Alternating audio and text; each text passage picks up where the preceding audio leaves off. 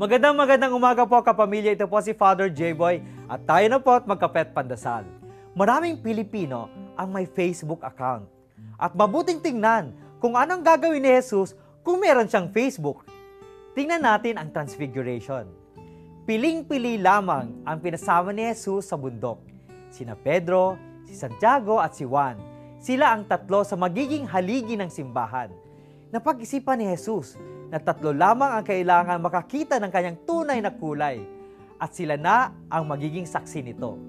Sa pagbabagong anyo o Transfiguration, pinakita ni Kristo ang kanyang tunay na pagkatao.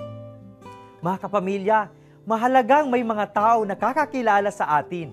Isang malaking bahagi ng buhay ang matagpuan ng ating tunay na pagkatao. Nagiging panatag ang ating sarili kapag may mga taong tanggap ang lahat-lahat sa atin. Sa panahon ng bagong media, tulad ng mga social networks, nagkakaroon tayo ng bugso ng damdaming ipaskil sa internet ang ating sarili na hindi natin pinag-isipan kung ano ang epekto nito sa lahat ng nakakakita. Ang pagpapakita ni Jesus ng kanyang tunay na sarili ay pinag-isipan niyang mabuti. Hindi lahat ng tao ang pinasama niya upang maging saksi sa kanyang tunay na pakay sa mundo. Hindi lahat ng tao ang pinili niyang ipamalas ang kanyang pagka-Diyos. Ang kanyang mga alagad na lamang ang nagkwento nito sa atin. Mas magandang nanggagaling sa iba ang magagandang kwentong ukol sa atin.